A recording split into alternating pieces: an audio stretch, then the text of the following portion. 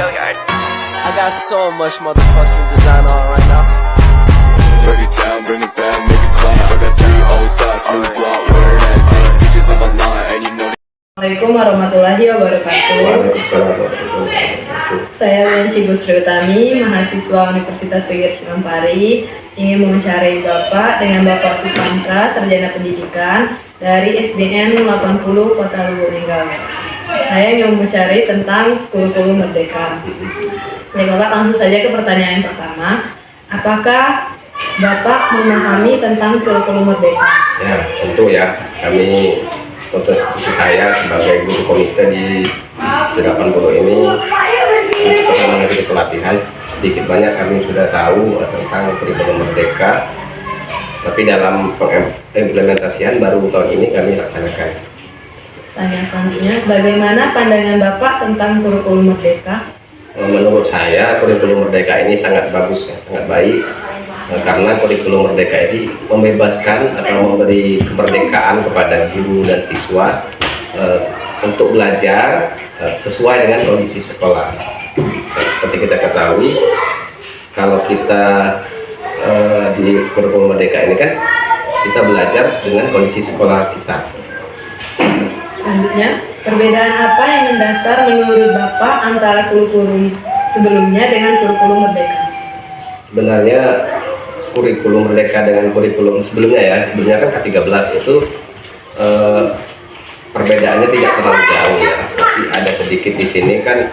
Kalau Merdeka ini ada yang namanya project atau profil Pancasila, itu untuk pembentukan karakter anak, itu bedanya di situ. Kalau masalah perbedaan kemudian seperti kalau di di K13 dia ada namanya KI 3, KI 2, seperti kalau di Merdeka CP, tujuan pembelajaran, ATP, seperti itu perbedaannya.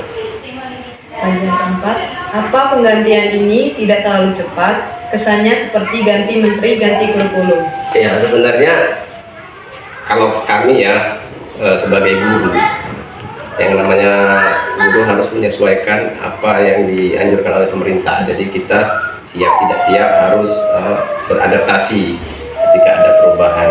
Walaupun kesannya memang agak cepat ya, karena dari K13 itu kan terlalu cepat. K13 saja perjalanan pelaksanaannya belum terlalu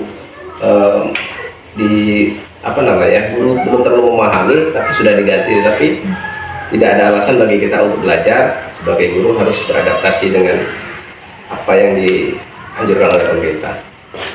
Apakah sekolah Bapak telah menerapkan kurikulum Merdeka? Ya, khususnya untuk kelas 1 dan kelas 4. Untuk kelas yang lain belum ya. Kayak ini kelas 1 kelas 4 aja masih proses ya. Gitu. Sejak kapan sekolah menerapkan kurikulum Merdeka? Kurikulum Merdeka dilaksanakan tahun ajaran 2022-2023 ketika kami menjadi sekolah penggerak. Apakah Bapak pernah mengikuti pelatihan kurikulum Merdeka? Karena mengikuti pelatihan selama online ya, kami 1 bulan online mengikuti pelatihan. Ada juga di hotel di Lokakarya, di hotel Genzuri, itu pernah mengikuti. Bagaimana implementasi proyek kurikulum Merdeka dalam pembelajaran di kelas Bapak? Alhamdulillah ya, untuk implementasi proyeknya berjalan. Kami kan mengangkat tema tentang pertanian ya, jadi kami berkebun, menanam sayuran. Jadi pemanfaatan untuk cara anak mengolah yang ditanam tersebut menjadi sesuatu yang bermanfaat. Proyek apa saja yang pernah dilakukan? Banyak ya. Kalau yang salah satunya yang seperti saya sebutkan tadi ya, kami berkebun, menanam singkong, karena kami kearifan lokal yang membuat opak gitu. Terkait dengan profil belajar Pancasila, profil yang mana yang intens diimplementasikan dalam pembelajaran? Kalau profil Pancasila itu yang kami lebih khususnya ya, yang pertama yang berakhlak mulia ya, berakhlak mulia, berketuhanan yang Maha Esa, kemudian kreatif, bernalar kritis. Itu kami tetapkan gotong royong, terutama ketika anak-anak berkebun, itu Pancasilanya sangat di apa namanya diintenskan untuk bergotong royong, untuk bersatu mereka. Apakah harapan sekolah dengan melaksanakan kurikulum merdeka? Ya, harapan kami kedepannya anak-anak kami lebih kreatif, lebih mandiri, kemudian apa potensi yang mereka miliki itu bisa keluar, karena anak-anak kan memiliki perbedaan, setiap anak potensinya beda-beda. Apakah kurikulum merdeka sesuai dengan kebutuhan siswa dan pelajar? Seperti apa contohnya? Ya, sangat sesuai ya. Jadi kebutuhan kurikulum merdeka ini sesuai dengan kebutuhan siswa. Jadi ketika kita belajar, ketika kita menggunakan media itu kan tidak harus yang mewah-mewah yang harus kita ini, tapi apa yang ada di lingkungan kita itu malah lebih bagus, yang lebih bermakna, anak-anak lebih mudah mengingatnya. Bagaimanakah interaksi guru dengan siswa selama implementasi kurikulum merdeka? Alhamdulillah interaksi guru dengan siswa khususnya di kelas 4 berjalan dengan baik, walaupun kita baru permulaan, tapi anak-anak sudah berangsur, mereka juga sangat aktif ya, sangat termotivasi ya anak-anak di kurikulum merdeka ini, karena mereka diberi kesempatan untuk mengembangkan potensi yang mereka miliki, apalagi ketika ada proyek seperti kita melakukan model pembelajaran yang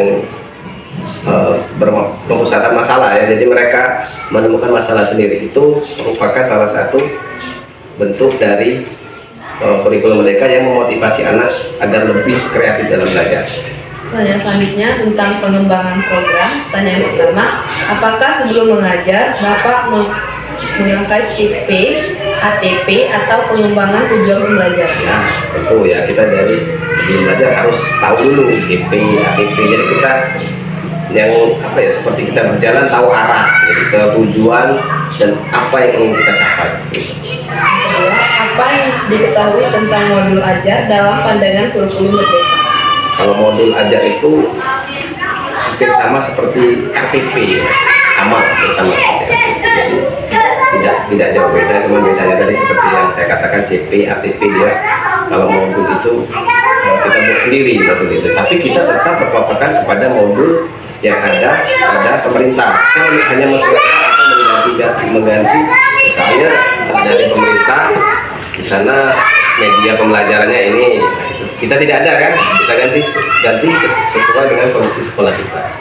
Selanjutnya, apakah Bapak membuat RPP K13 atau modul kurikulum formal sendiri, atau hanya mengutip kemudian dikembangkan sendiri dengan kondisi sekolah, atau silabus dibahas dalam KKG kemudian di sekolah dan disesuaikan dengan kondisi peserta didik? Nah, kalau merdeka seperti yang saya katakan tadi, kami mengutip dari apa yang sementara ini ya, kami mengutip dari apa yang ada dari pemerintah, tapi kami kembangkan sesuai dengan kondisi sekolah kami. Untuk kedepannya mudah-mudahan kami akan membuat modul sendiri. Bagaimanakah Bapak memasukkan unsur literasi, scientific, HOTS, P5, keterampilan abad 21 di dalam modul yang Bapak buat? Kalau memasukkan itu ya kita masukkan semua unsur-unsur literasi yang ada sebutkan tadi ya. Apa lagi tadi?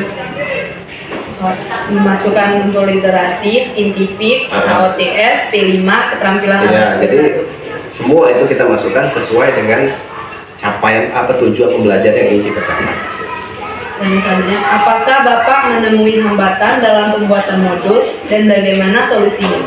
Kalau hambatan itu pasti ya. Jadi hambatan dalam pembuatan modul itu sebenarnya ada. Jadi solusinya ya kita harus banyak belajar, kemudian kita cari solusi, terutama kita tanya dengan guru-guru yang lebih atau teman-teman di sekolah-sekolah lain yang lebih berpengalaman lah gitu ya. Apalagi di sini kan banyak guru senior juga. Apakah Bapak adalah seorang guru penggerak? Bagaimana implementasi dari kegiatan tersebut di sekolah Bapak? Saya posisi sekarang belum ya guru penggerak, karena belum daftar. Kemarin sudah sempat daftar tapi berkas tidak lengkap karena bentur waktu dan banyak kegiatan. Mungkin di angkatan berikutnya akan mendaftar guru penggerak. Apakah sekolah Bapak adalah sekolah penggerak? Bagaimana kontribusi sejauh ini terhadap kemampuan guru dan siswa di sekolah? Ya, sekolah kami sekolah penggerak, lulus tahun 2021 kalau tidak salah ya. Jadi implementasinya 2022 sangat berkontribusi ya terhadap sekolah. Jadi dengan adanya Merdeka dan sekolah penggerak ini, kami guru-guru diberi pelatihan. Jadi untuk mengembangkan potensi untuk menambah wawasan yang kami miliki. Untuk pertanyaan selanjutnya, pelaksanaan dalam pembelajaran. Pertanyaan pertama, apakah yang Bapak lakukan di awal kegiatan pembelajaran? Yang pertama yaitu apa ya? Kalau di awal-awal tentunya kita mengaitkan pembelajaran yang lalu dengan pembelajaran yang ingin kita capai. Nah, kemudian menjelaskan kepada siswa tentang tujuan pembelajaran, kemudian memancing stimulus mereka untuk termotivasi. Kemudian kita bercerita motivasi terlebih dahulu, karena jangan langsung belajar, kita motivasi dulu. Model, pendekatan, strategi, metode, teknik, taktik, apa yang Bapak gunakan dalam pembelajaran? Bagaimana implementasi? Kalau model pembelajaran sangat banyak ya yang kami bukan, terutama yang berkaitan dengan kalau discovery learning, kemudian problem based learning, theory learning itu sangat cocok untuk Merdeka, karena kurikulum model ini melatih siswa untuk lebih kreatif. Mereka menemukan sendiri, berkelompok, kemudian mengembangkan potensi yang mereka miliki, kerjasama seperti itu. Kalau metode ya, metode kadang-kadang kami diskusi. Kemudian kalau diskusi ini kita untuk anak SD kita buat sendiri ya, tidak terlalu sering. Kemudian kadang-kadang juga metode ceramah ya, tetap, tapi jangan kita ceramah, kita hanya memancing saja kalau ceramah. Apakah saja buku pegangan yang Bapak atau sekolah gunakan dalam pembelajaran? Buku yang pertama kurikulum Merdeka, kami sudah ada buku kurikulum khususnya untuk kelas 1 dan kelas 4. Media apa saja yang Bapak pernah buat dan sering gunakan dalam kegiatan pembelajaran? Kalau media, kalau yang saya buat ya, kalau di sekolah ini kami menggunakan infocus ya, untuk anak lebih menarik. Kemudian kadang-kadang juga saya mengajak anak keluar bagaimana belajar di dunia nyata, misalnya tentang bunga ya, jadi macam-macam bunga. Jadi anak langsung ditunjukkan bunga, bagian-bagian bunga, jadi langsung lebih melihatnya. Aktivitas apa yang Bapak lakukan dalam kegiatan akhir pembelajaran? Ya pasti evaluasi ya, kita mengevaluasi pembelajaran, kemudian kita menanyakan kepada anak apa-apa saja yang menjadi kendala, kemudian apa-apa yang mereka belum paham, itu evaluasi.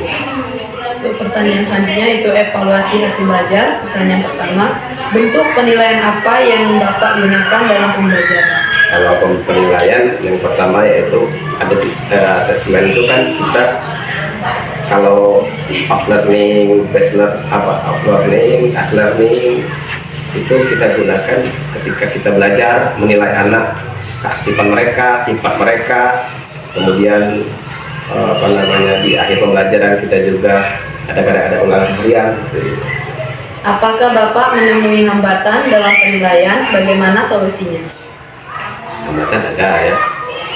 Hambatan dalam penilaian tentunya kalau dalam segi menilai ketika belajar ya, jadi kan anak-anak apalagi kelompok itu kan ada yang aktif, ada yang tidak. Nah, di situ kadang-kadang kita susah untuk menilai. Jadi solusinya ya kita tanyakan dengan guru yang lebih senior lagi bagaimana caranya. Kapan saja Bapak melakukan penilaian? Ketika belajar, ketika keaktifan mereka dalam belajar, kemudian di akhir pembelajaran. Apakah setiap soal yang digunakan di sekolah, STS atau SAS, dikembangkan sendiri atau bersama KKG atau lainnya? Kalau sampai sekarang ya, kami kembangkan sendiri ya, kami kembangkan sendiri sesuai dengan apa yang kami pelajari di sekolah, di kelas. Pertanyaan terakhir, bagaimanakah proses pengembangan soal dalam asesmen? Kalau pengembangan soal dalam asesmen, Jadi soal itu kami kembangkan sendiri. Misalnya asesmen soal di buku itu kami pecah-pecahkan sendiri materinya. Baik Pak, itu pertanyaan terakhir. Saya ucapkan terima kasih atas waktu dan kesempatannya. Ya, sama-sama. Saya mohon maaf apabila ada kata yang salah yang kurang berkenan di hati Bapak. Saya akhiri, wassalamualaikum warahmatullahi wabarakatuh. Waalaikumsalam.